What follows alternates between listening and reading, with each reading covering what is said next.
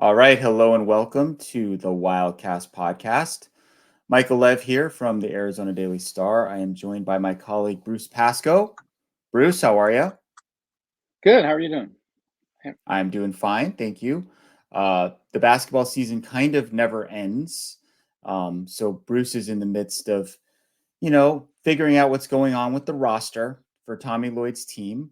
And he had a chance to catch up with Tommy Lloyd in person recently. So we're going to ask Bruce about that on this episode, where we're going to, kind of catch everybody up on what's going on with the men's basketball roster. We thank everybody for tuning in to the latest episode of the Wildcast podcast, available on all of your podcast platforms. And of course, you can watch the video version of this as well on our website at tucson.com.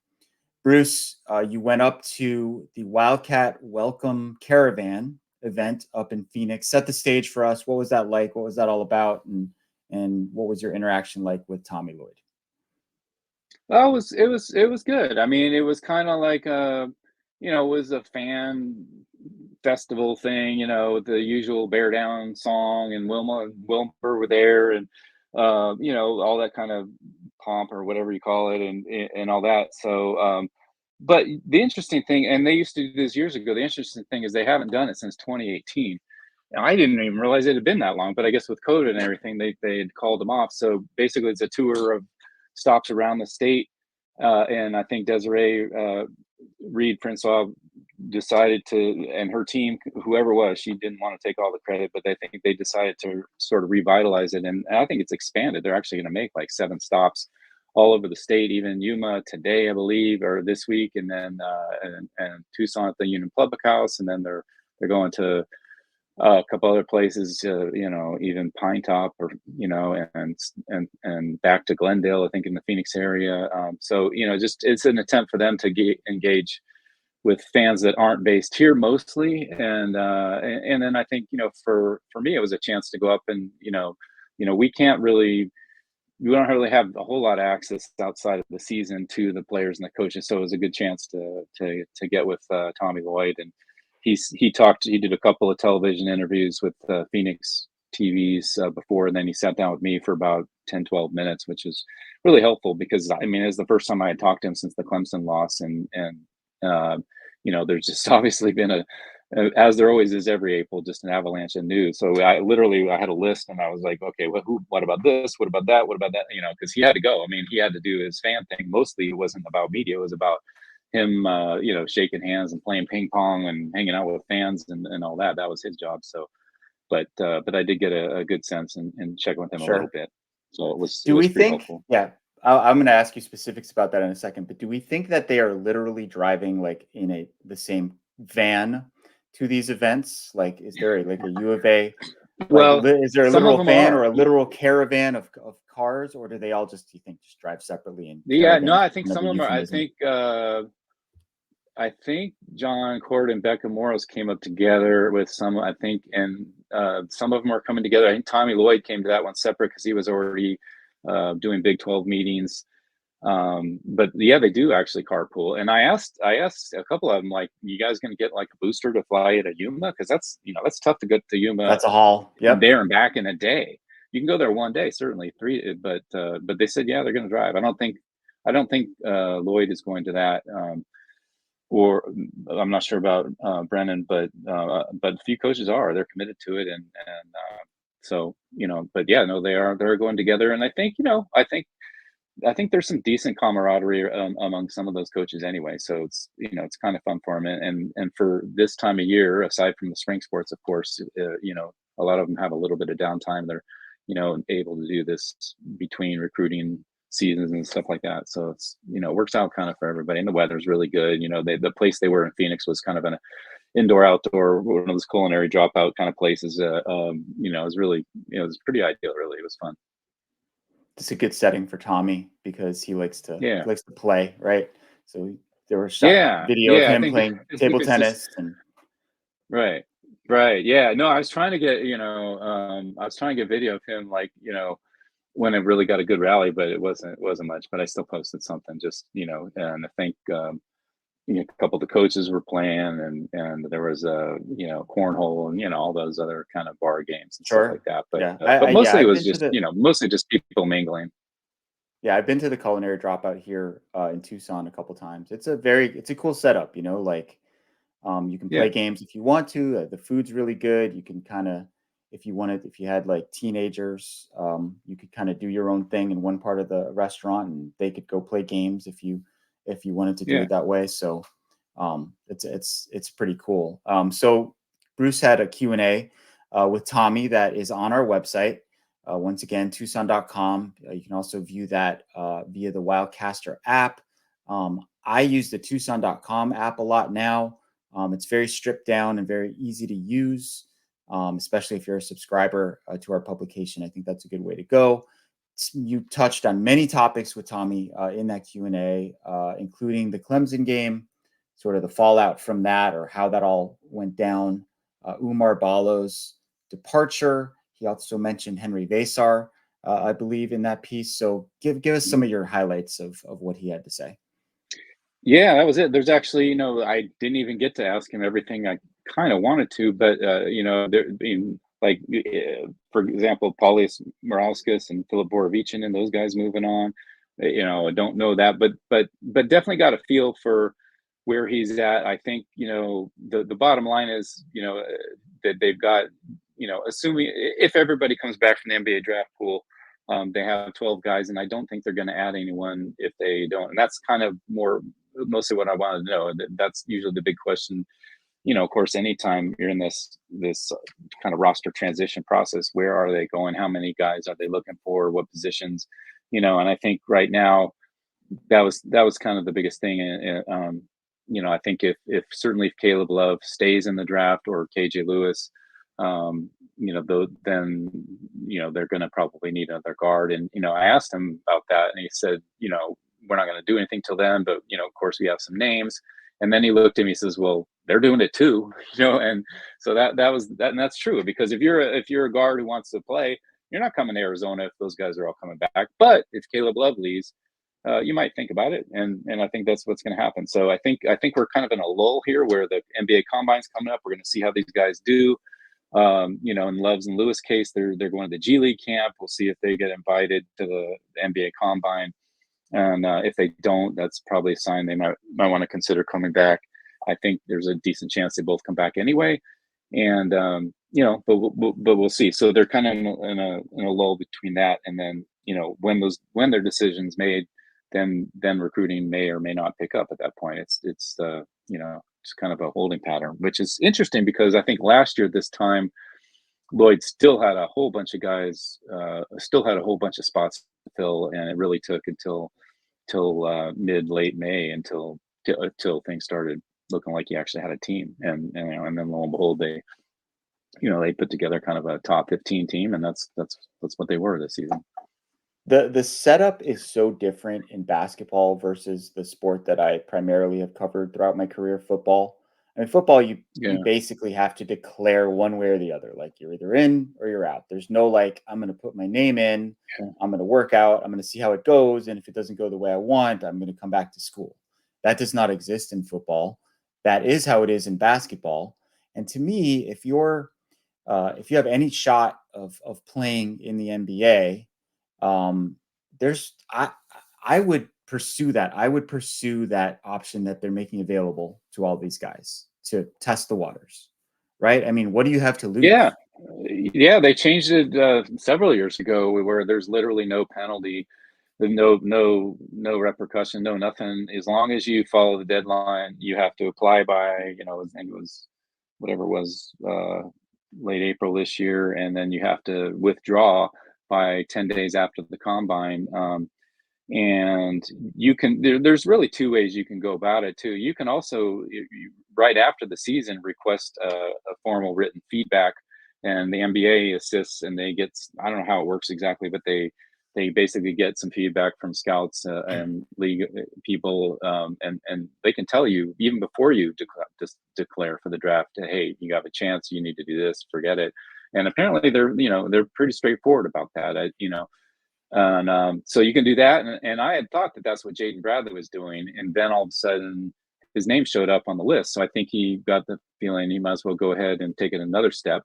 And you take that other step, you enter the draft. But he's expected to come back still, I think, and that's kind of the tricky thing is, even though unlike football, it is definitive. In basketball, you're you expect anybody who's a starter pretty much that has eligibility left. You figure they're probably going to try it anyway. Then it's a question of figuring out who's keeping the option open of returning, and sometimes they say, sometimes they don't. Like Pelle Larson didn't say, but everybody knew he's leaving, and so there wasn't a question there. And I think with Caleb Love and KJ Lewis, they both indicated they kept the option open, so that actually made it easier, even though that's what I would have expected anyway. And those guys, so that's where we're at, yeah. And frankly, yeah, all of them really, I mean, you could have made a case that Umar Ballo might have tested while entering the portal, which is what the most popular move these days is they do both. But I think Bala found a fit, and maybe an NIL situation there at Indiana, and he just decided to go on. And I think he knows, he may have gotten feedback, but I think he knows what he needs to do if, to improve himself. He can still make some strides, as a pro prospect too. So I think it all was set for him. But yeah, but yeah, anything goes. These guys have a lot of options, and it's all part of the, I think it's, at least on the NCAA's part, it's on their movement of, they're letting these student athletes do anything that they want basically now, because they're not being paid by the schools, and now they're being paid by the fans. But but the NCAA is letting them do everything else, including transferring an unlimited amount of times, getting in and out of the draft whenever they want. They just have to follow a couple of deadlines here and there. Yeah, Umar, I don't know if he's ever going to play in the NBA just because of the Yeah, style of play. His style of game doesn't necessarily fit the way the league is going. I mean, people are questioning whether Zach Edey can play in the NBA because he's a bigger, sort of slower-footed center who plays down in the low post. But he's at least 7'4" and pretty elite shot blocker, and improved a lot in terms of his defense and his conditioning. I yeah, mean, he was basically playing 40 minutes a game for Purdue down the stretch. But if there's skepticism about him, you can imagine what what NBA scouts are thinking about Umar. Now, regarding KJ and Jaden Bradley, when I watch those guys, I see NBA athleticism for sure, mm-hmm. right? Like, Oh yeah, Jaden Bradley can get anywhere he wants on the court. He's a great defender. KJ Lewis got the NBA body already. He's strong. He's fast. He's also like an elite one-on-one defender. Someone who can yeah, switch, guard bigger people. But with both of those players, they're still pretty raw offensively. They do not have well-rounded offensive games. So, what's your your sort of yeah. scouting assessment of those two guys and where they might fit in the NBA draft, or whether it would benefit them to come back for another year? Yeah. Well, I think that's right. I think, it's interesting because I think, apparently the NBA execs vote on who they want to see, and that's how those combine invite come out.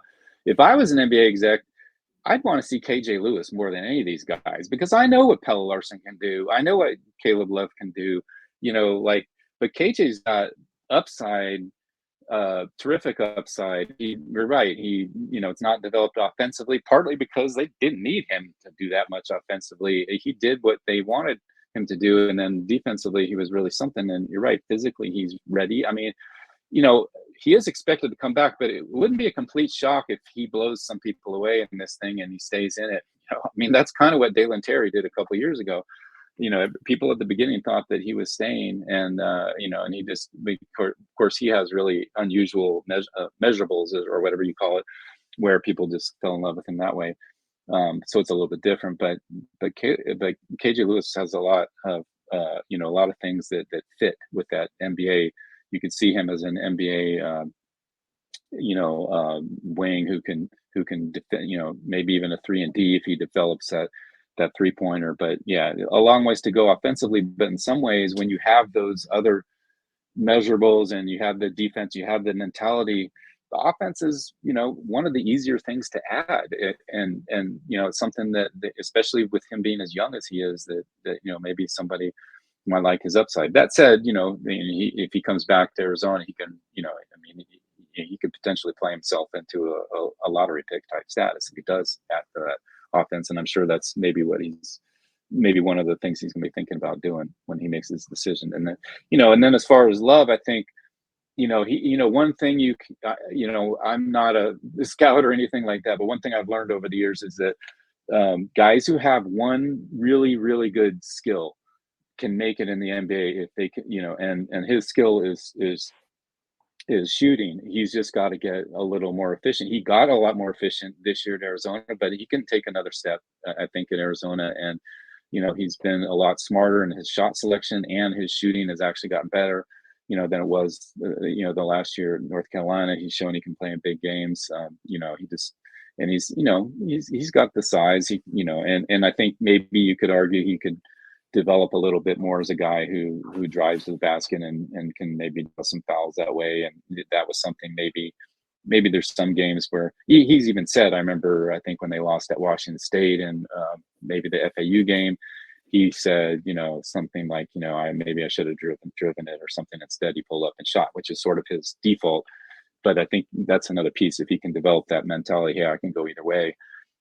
Maybe get a little more, maybe make those decisions. And so he's got a lot there. And I think, I think that's why I would think he's likely to come back, because those are things he might need a whole season to prove. Whereas if he stays in the draft, I'm not sure how much he can show, just in a month or so here that, that he's really ready. So it'll be interesting to see, though. You never know. Yeah. Especially the way the season ended for him. I mean, he seemed to have made so much progress as a player, more efficient, raised all of his shooting percentages.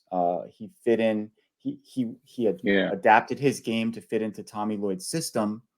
And then at the end of the year, he just hit a slump, and it seemed like he could not work his way out of it. So it's not like, it's not the way you really want to end your season or end your college career. So I guess that's still in play for him. This is considered a weak NBA draft. So that is maybe something that the camps of that's true. All of those guys will probably consider. When I made this comparison earlier in the basketball season with KJ Lewis to Benedict Mathurin, who he decided to come back for his sophomore year. And he went from someone who might have gone at the tail end of the first round to someone who went in the lottery. Right. So that's another thing that the camps have to kind of weigh, like, hey, maybe the NBA does like us and we could sneak into the first round, but is it better to do that, or is it better to come back and maybe be a featured scorer on a college team, develop, get in the weight room for a whole year, develop your offensive game. And like, if you're on that Mathurin plan, you could bump up your position by maybe like 20 spots. And when you're a lottery pick, it's kind of a different story entering the NBA than when you're like picked in the late 20s. Yeah, if you think you can get there and you're realistic about it, the problem is I think some of these guys, they think they can be lottery picks, but they don't necessarily have the upside. But you're right, Lewis could have, maybe even Love, who knows, and it's in the salary structure in the draft. The first round salary structure is so huge, and each notch is like, 100,000, a couple 100,000, and you get in that I think Mathurin was what 6 or 8 or whatever he was, I can't remember, but you're talking 3-4 million a year for those first couple of years that you're guaranteed, versus if you're at the end of the first round, you get like about $1 million guaranteed, you get $1.2 million or whatever it is guaranteed. And so you're literally talking the difference, because the first 2 years are guaranteed. You're literally talking the difference of maybe $5-6 million if you can go the end of the first round versus somewhere high and somewhere decent in the lottery. And then now, if you consider, you can also make NIL money and collective money, or whatever you want to call it, back to college. That's another factor. I think these guys can make as much coming back to college as they could bouncing around the G League. For the most part, if they're high major starters. So there's that. So you're right. Yeah, no, I think that it's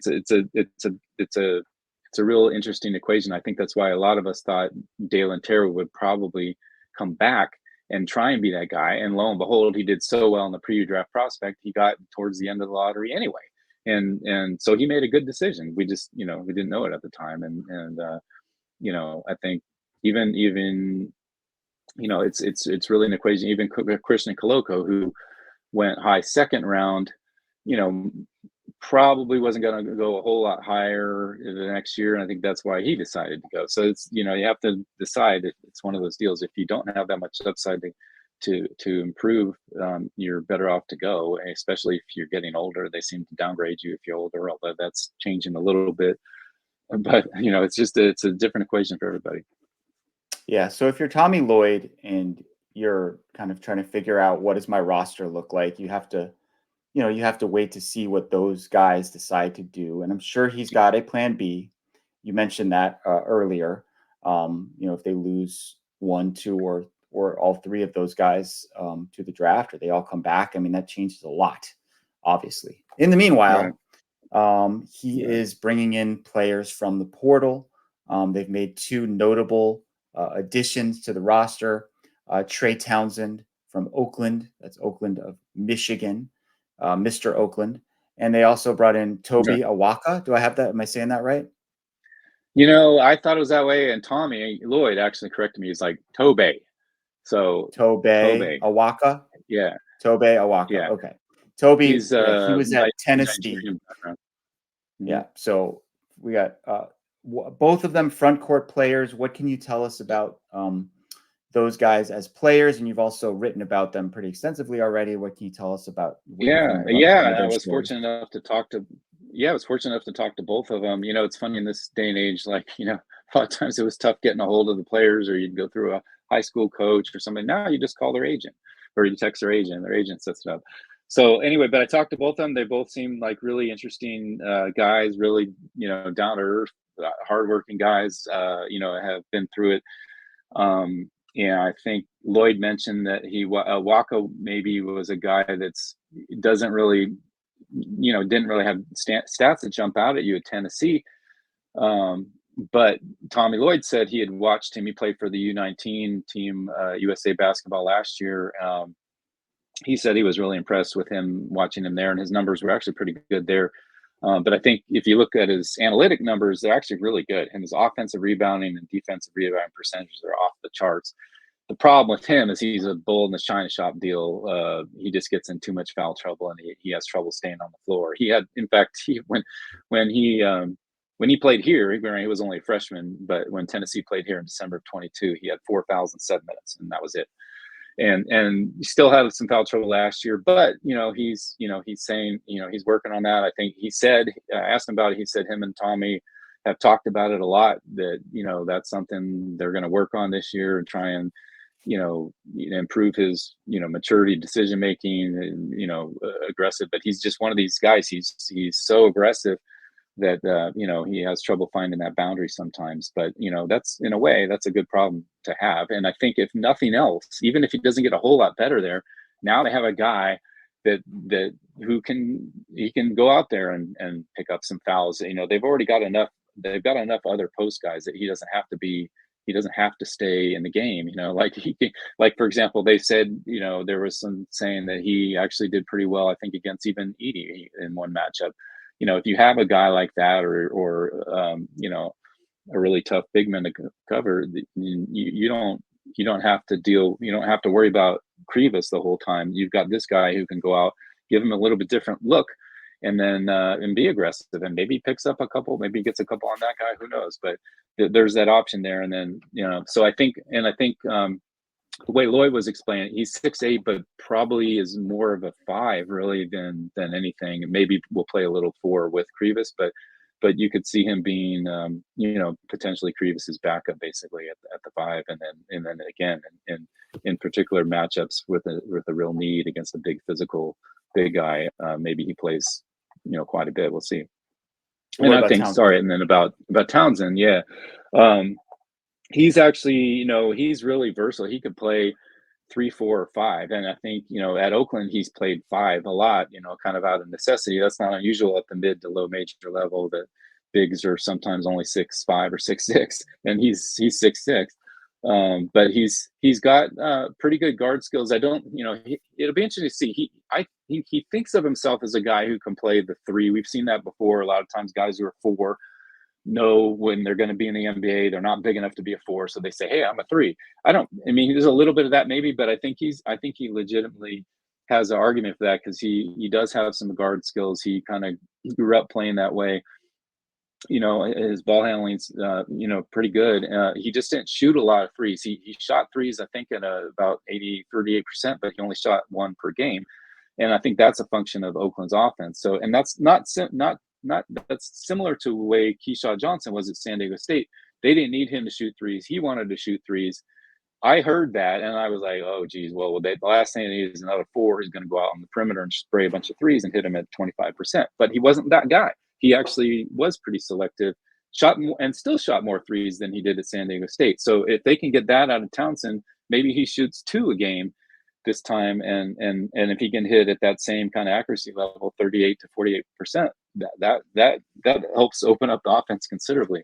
So that's a real key there, and I think so. I think I think he'll start at the four, probably mostly play there, but he might play a little three. He might even play a little five, probably a lot like Johnson did in that sense. So basically, with those two guys, I think they really flushed out the front court to where I think he feels pretty good about it. I think even with Balo leaving, which he described as kind of a mutual thing, it gives Krivas an opportunity to grow, and then they've got and they also got a 5-star freshman, Carter Bryant, coming in. And they've got Henry Vasar, as he spoke about. Lloyd just kind of out of the blue. I didn't even ask him about Vasar. He just brought him up like, hey, he's really made some improvement. And we don't know. We haven't seen, practices are closed. He got hurt, on the golf cart thing in October and didn't even practice really until I think December. And then it was behind the scenes after that. But I think, as a freshman, you could see signs that he had if he got a little more physical and adjusted to the game, that he could really be a help for them too. So that's kind of a wild card if what he can do as well. So they've got some guys. Yeah, Trey Townsend seems like the new Keyshawn Johnson in a lot of ways. Yeah. He proved himself on a major marquee stage in the NCAA tournament. Extremely productive against Kentucky. Oakland upset Kentucky as a 14 over 3 in the first round. Had a good game in the second round as well. So when you do something, when you come from a small school but you show you can hang with the big boys, I think that that enhances your stock, and that made him an attractive commodity in the portal.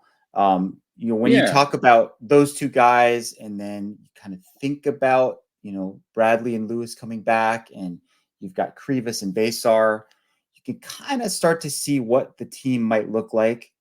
Still a lot of unanswered questions and some variables with the NBA draft stuff that we talked about earlier. The one other thing I want to ask you about, Bruce, is it's a pretty big freshman class coming in for Arizona. Yeah.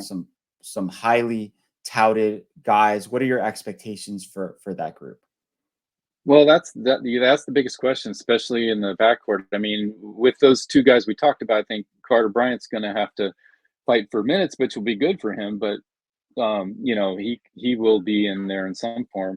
But I think on the perimeter, it's really interesting, especially if Josan Sanan reclassifies and shows up, and I think he intends to do that as of every indication he's given right now, and his agent. So and he is a volume scorer. He's kind of like he likens himself a little bit to Ben Mathurin, and I think from what I've seen and heard of him, that is pretty accurate. He's a scorer. I think he's maybe got a little bit better shot, outside shot, than Mathurin even had at that point, whereas Mathurin was more of a driver who developed the shot. We'll see. I mean, so and he's going to reclassify. He'll be a little bit on the young side. So how does he impact? Is he ready to go? I mean, and then Jamari Phillips, who was hurt and didn't play a whole lot he was limited this year.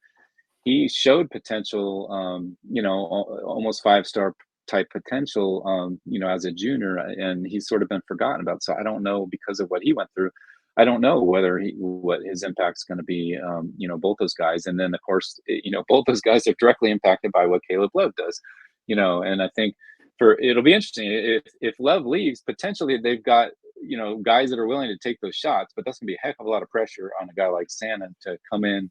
If Love is gone and all of a sudden need to be the big perimeter scorer. I mean, he might welcome that, but it's going to be tough. And then you're jumping into the Big 12, and guys are going to be coming after you. It's going to be it's going to be tough. So in that way, I think Arizona would be a lot better off to have Caleb Love come back with his experience and then have those other guys kind of develop and not have the pressure on them as much.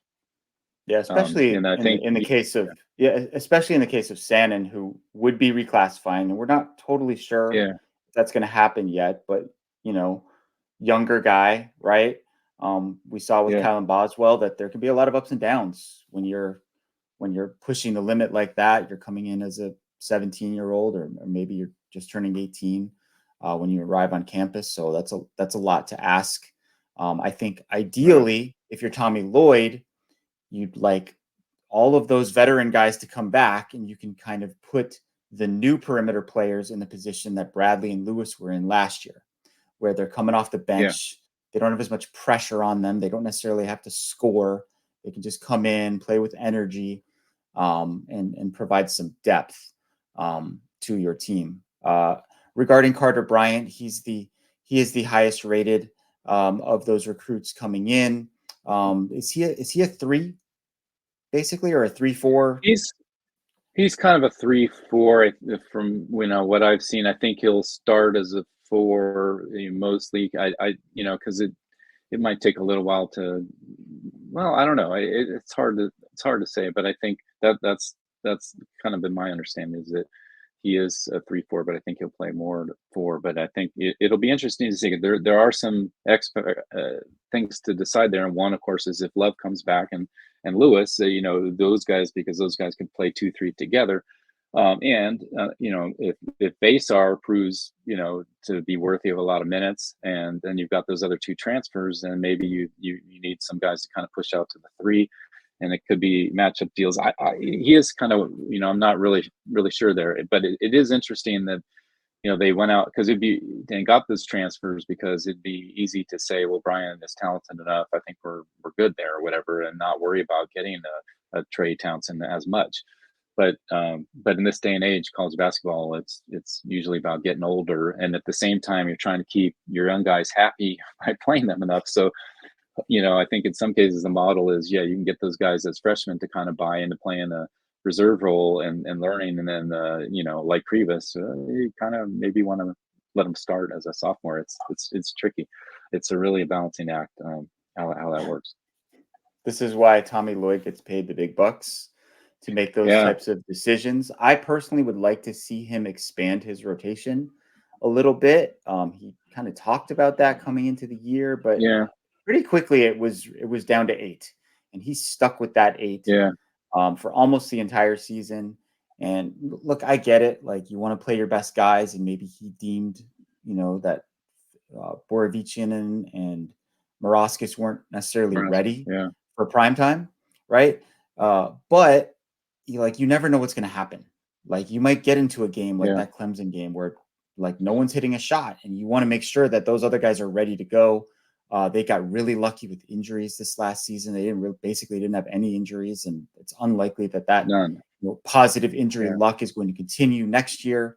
So I'd like to see him yeah. expand that rotation out to 9 or 10, but we have to kind of see what all the pieces look like at the end here to determine whether he can do that. Yeah, I mean, it was, when you think about it, it was 7 the year before, which was really, I think it had a lot to do with them, kind of crashing and burn there at the end of the year. But he didn't have a whole lot of choice. I think there was a big drop off in talent that year. This year, I kind of agree with you. I thought it should, could have been more of like an 8.5 with Morauskas, because he was really effective, I thought, in some spots, but I think maybe, adjusting to the college game and defensively were issues maybe. And we don't know exactly because, again, we don't see practices. So we only see Morauskas playing, 4 minutes a game against Cal or whatever, and trying to make a judgment off that. So it's hard for us to say, but if you lean on his judgment, well, then he did think there was a big drop off there. But you're right. You think that, and Borovichinen played really well in certain spots, but just didn't get the time. And so you wonder, yeah, was that talent down, or was it a case where you know, and sometimes, and every coach has this, where if you keep a guy on the bench, then they either lose confidence or they get cold and they're not as effective. Maybe that affects the way they practice. who knows, and it's a tricky thing. I just thought Morales really interested me the whole year. He's older. He's, seemed super serious guy. And I know Tommy Lloyd has a good relationship with a lot of the key basketball figures in Lithuania. And I thought they'd bring him along and play him a little more. But for whatever reason, it didn't work out. And again, a lot of that's behind closed doors, so it's hard for us to really say. But we'll see. This year, certainly, he's got potential if nobody gets hurt to maybe look at 9. Yeah, but we'll see how it plays out. I think the only guy for sure that might need a little more time is Emmanuel Stefan. He's got terrific upside, but I don't think right away they're counting on a whole lot for him. And Conrad Martinez, he's kind of again somebody nobody talks about. But he might be able to help him in a pinch, but he could be in or out. I don't know of the rotation, but pretty much the rest of that team, those guys could all make an argument for the rotation. So we'll see how that plays out. Yes, a lot, of course, as we mentioned earlier, depends on what Caleb Love, KJ Lewis, and Yeah. Jaden Bradley decide to do ultimately, whether they go into the draft, whether they come back. I mean, one of the three could go, two of the three could go, all three could go, all three could come back. So a lot of variables there. We thank Bruce for his time here for our spring basketball check-in. It's good to see you, Bruce. Good to have you on. I'm Yeah. covering Thanks, a lot man. of baseball right now with Yeah. the baseball season hitting down the stretch. So be sure to check out our coverage at Tucson.com, the Wildcaster app, all of those places. Arizona baseball is in a really good spot right now. They're definitely going to make the NCAA tournament. They have an outside chance to host, which would be really cool for Tucson fans to get to experience that again. Is there anything on the basketball calendar coming up here in spring, Bruce, that you're eyeballing? Yeah. Is Oh there yeah. Yeah. important I mean, dates or events?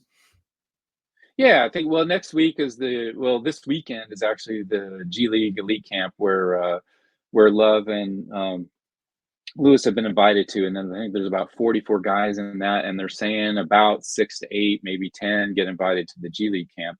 And that happened. I think there was a player that got even drafted. Went from that, and then he ended up getting drafted. But so that'll be key this weekend to see who, if those guys make it out of there, and then the NBA Combine is next week, and then Keyshawn Johnson and Pelle Larson will be there. Typically, some of the 5-on-5 games and testing is on ESPN, so it's kind of if you got time, it's during the day in Chicago next week. I think I believe it's Tuesday, Wednesday, maybe Thursday. And then after that, like I said, then they have 10 days to decide whether to withdraw. And that's the key, is May 29th is the withdrawal deadline. And, whether all those three guys come. And then, like I said, if any of them stay, then we're going to be looking at another recruit probably added at some point within, sometime in June. And then, and into June, I think, later in May, kind of peripherally, what's interesting is that Tommy Lloyd's coaching that U18 team for USA Mm-hmm. basketball. The tryouts are, I believe, the 24th, 25th, something like that. And then about 10 days, and then they cut down to 12, and then they go to Argentina. It's America's tournament, so it's a qualifier for the U19 to be in the World Cup next year, which he'll also coach. And that's kind of a big deal, that U19 team. But the U18 team and U17s are interesting because a lot of those guys have guys that are pretty active, pretty top recruits, and it's possible that Lloyd is going to be either coaching or in camp with some guys that he's kind of looking at anyway. And Sean Miller had the same situation when he coached those teams back about 8 or 9 years ago. And it's interesting to see how that plays out. He had Alonzo Trio play for him, and a guy who committed and then decommitted, and Tyler Dorsey, and there's just a lot of stuff can happen that way. But if nothing else, it's interesting to see. It's his first chance as a head coach in that FIBA kind of atmosphere, which he really talks about liking a lot. I think he goes to a lot of, obviously he recruits out of FIBA tournaments.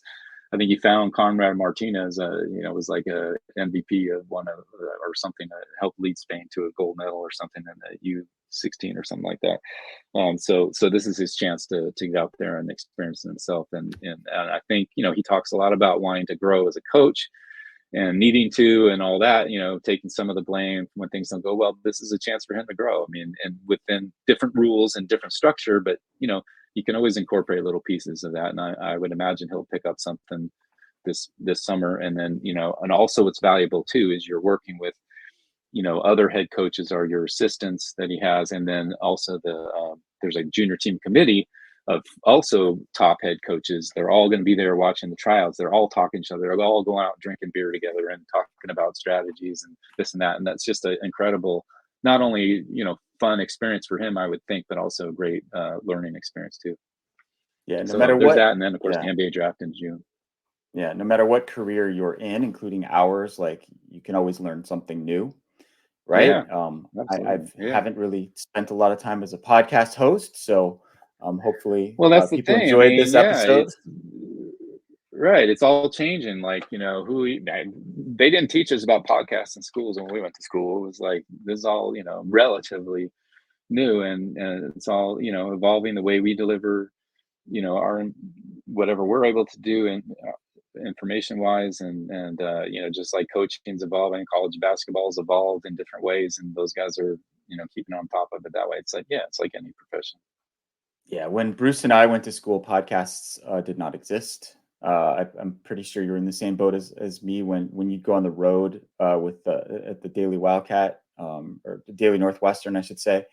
Back in the day, the way that we transmitted our stories, people just wouldn't even believe the Oh, those technology little cup that we things, used. and Yeah. yeah, yeah, it's embarrassing to talk about because it makes you feel really old. I mean, like things have changed so much. It's just so yeah.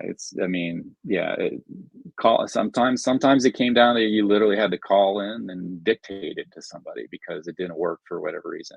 It's Yeah. amazing So how easy things are now. Oh yeah, my God. in those ways, the industry definitely has improved. The way that we're able to Yeah, communicate, the way that we're able to, yeah, file our stories, such as it is. As soon as the game's over, you just hit a button and boom, it's published or it's sent where it yeah, needs to get to. Anyway, all right. Well, thank you to Bruce once again for joining us here. Thank you yeah. to Thanks, all Michael. Yeah, the listeners. The Wildcast podcast will return sometime later this month. Justin and I will break down spring football and the outlook for the Wildcat football team as we head into the off season and the Big 12 coming. We'll talk to Bruce again at some point here when we have a little bit more clarity on the roster. As he mentioned, the deadline for players to declare one way or the other is May 29th. So that is a big day to circle on the calendar if you are a UA right, basketball fan. Thanks to everyone for right. listening to the latest episode of the Wildcast podcast. You can catch us on any of the various podcast platforms out there, and we'll see you next time.